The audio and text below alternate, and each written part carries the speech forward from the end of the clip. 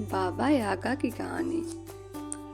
एक बार की बात है, रूस देश में एक बूढ़े पति पत्नी रहते थे। बूढ़े की पत्नी मर गई तो उसने दूसरी शादी कर ली। उसकी पहली पत्नी से उसकी एक छोटी सी बेटी थी। उस बेटी की सौतेली माँ उसको बिल्कुल भी पसंद नहीं करती थी और उसको बहुत मारती थी और हमेशा यही सोचती रहती कि वो कैसे उसको जान से मार दे। एक दिन उस लड़के के पिता कहीं बाहर जा रहे थे। तभी उसकी सौतेली माँ ने उससे कहा कि तुम अपनी आंटी यानी मेरी बहन के घर जाओ और उससे सुई धागा लेकर आओ। मैं तुम्हारे लिए एक पोशाक बनाना चाहती हूँ। अब उसकी यह आंटी बाबा यागा थी।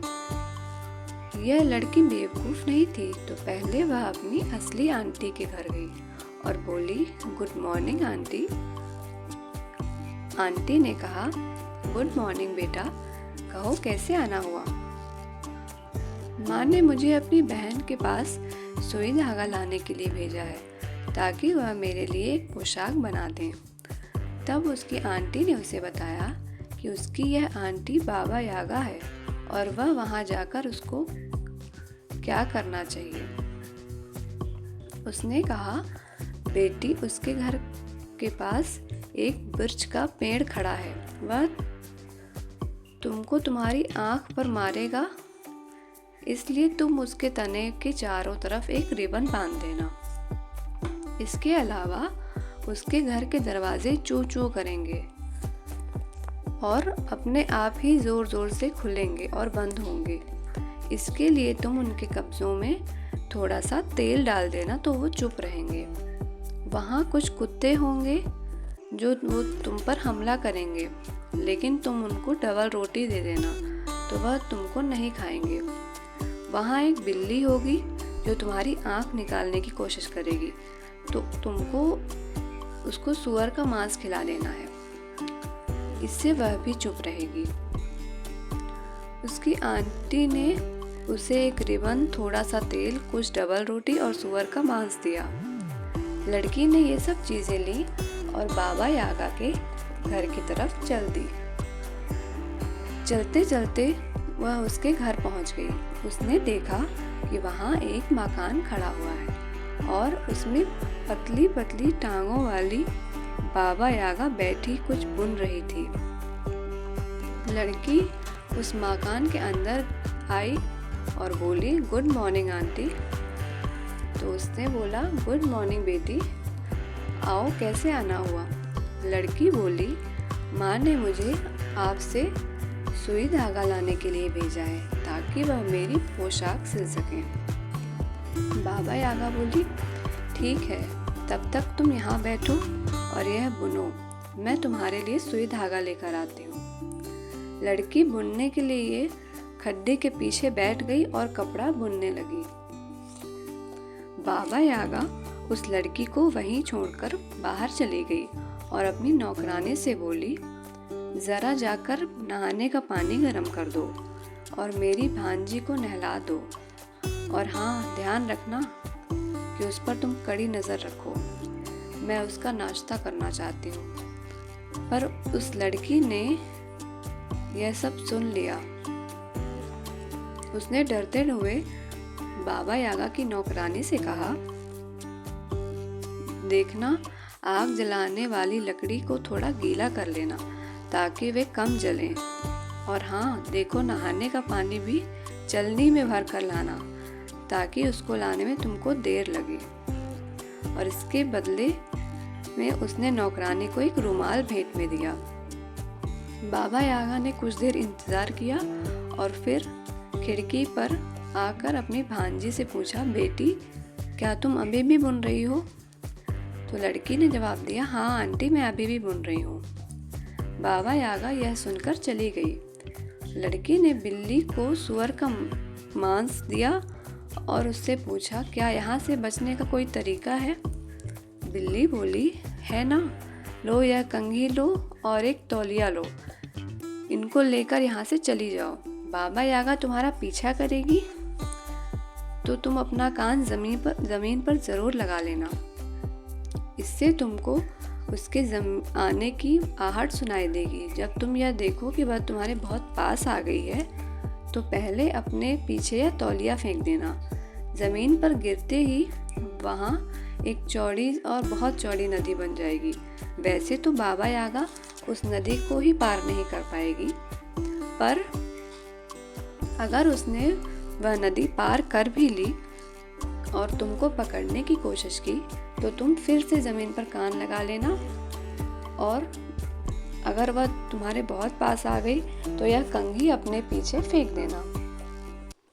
इस कंघी के गिरते ही वहाँ एक घना और बहुत घना जंगल पैदा हो जाएगा और उस जंगल को वह पार नहीं कर पाएगी और उसको कोई और रास्ता ही लेना पड़ेगा। तब तक तुम अपने घर पहुँच जाना। लड़की ने बिल्ली से वह कंघी और तौलिया लिया और उसको धन्यवाद दिया और वहाँ से भाग गई। बाबा यागा के कुत्तों ने उसका पीछा करने की कोशिश की, पर उसने उनके लिए डबल रोटी फेंक दी और उन्होंने उसको जाने दिया। तब वह उसके घर के दरवाजे के बाहर निकली तो दरवाज़ा खुलकर भिड़ गया, तो उसने उन दरवाज़ों के कब्जों में तेल डाल दिया जिससे वह खुलने और भिड़ने पर शोर नहीं मचाए, और इस तरह वो लड़की वहाँ से चुपचाप निकल गई। रास्ते में वृक्ष का पेड़ था जो उसकी आँख निकाल सकता था, लेकिन उसने उसके चारों तरफ एक रिबन बांध दिया तो उसने भी उसको वहाँ से गुजरने दिया। लड़की के वहाँ से जाने के बाद बिल्ली बाबा यागा के पास की खड्डी के पास बुनने के लिए बैठ गई। वहाँ बैठकर उसने बाबा यागा की बुनाई करने के बजाय उसकी सारी बुनाई खराब कर दी। थोड़ी देर बाद बाबा यागा फिर से खिड़की पर आई और पूछा, बेटी क्या तुम अभी भी बुन रही हो? बिल्ली ने कुछ आवाज़ बदलकर जवाब दिया, हाँ मैं अभी भी बुन रही हूँ आंटी। बाबा यागा को वह आवाज़ कुछ अजीब सी लगी तो वह अपने मकान के अंदर दौड़ी। उसने देखा कि वह लड़की तो वहाँ से जा चुकी है और उसकी बिल्ली उसकी जगह बैठकर कपड़े बुन रही है। अपनी बिल्ली को वहाँ पर देखकर वह गुस्से से भर गई और उसने बिल्ली को पीटना शुरू कर दिया और उसने कहा कि तुमने लड़की की आंखें क्यों नहीं निकाली और उसको वहाँ से जाने क्यों दिया। बिल्ली बोली, मैंने तुम्हारी बहुत सेवा की है, पर तुमने मुझे कभी भी हड्डी से ज़्यादा कुछ नहीं दिया। उसने मुझे सूअर का मांस दिया, मैं उसकी आंखें कैसे निकाल सकती थी। यह सुनकर बाबा यागा कुत्तों के पास, दरवाजे के पास, वृक्ष के पेड़ और नौकरानी उन सब के पास गई और उनसे पूछने लगी कि तुमने उसे रोका क्यों नहीं। कुत्ते बोले, हमने तुम्हारी इतनी सेवा की पर तुमने हमको जली हुई रोटी के सिवाय कुछ नहीं दिया। उसने हमें कितनी मुलायम डबल रोटी दी तो हम उसे कैसे मार सकते थे। दरवाज़ा बोला, हमने तुम्हारी इतनी सेवा की पर तुमने हमारे कब्ज़ों में कभी भी पानी भी नहीं दिया, पर देखो उसने हमारे कब्ज़ों में तेल लगाया है। वह कितनी अच्छी थी, हम चू चू नहीं कर सकते थे। वृक्ष का पेड़ बोला, मैंने तुम्हारी इतनी सेवा की पर तुमने मेरे चारों तरफ एक धागा भी नहीं बांधा, पर उसने देखो मेरे चारों तरफ कितना सुंदर रिबन बांधा है, मैं उसकी आंखें कैसे निकाल लेता। नौकरानी बोली, मैंने आपकी इतनी सेवा की पर आपने मुझे फटे कपड़ों के सिवा कुछ नहीं दिया। देखिए उसने मुझे कितना सुंदर रुमाल दिया है, मैं उसे कैसे रोकती। यह सुनकर वह बाबा यागा अपनी ओखली में बैठी और उस लड़की को पकड़ने के लिए मूसल लेकर उड़ ली। साथ में वह अपनी झाड़ू से अपनी उड़ान का रास्ता भी साफ कर दी। लड़की ने अपना कान ज़मीन से लगा दिया जब उसने सुना कि बाबा यागा उसका पीछा कर रही थी और बहुत पास में आ गई थी। तभी उसने वह तौलिया अपने पीछे ज़मीन पर गिरा दिया। तौलिया ज़मीन पर गिरते ही बहुत ही चौड़ी नदी बन गया। नदी तक आने पर जब बाबा यागा ने देखा कि वह नदी पार नहीं कर सकती थी तो गुस्से से वह अपने दांत किटकिटाने लगी और अपने बैलों को लाने के लिए अपने घर चली गई। घर से बैलों को लेकर वह नदी के पास आई। बैलों ने उस नदी का एक बूंद पानी पिया, जिससे वह नदी काफ़ी सूख गई और बाबा यागा ने उस लड़की को पकड़ने के लिए अपनी यात्रा फिर से शुरू कर दी।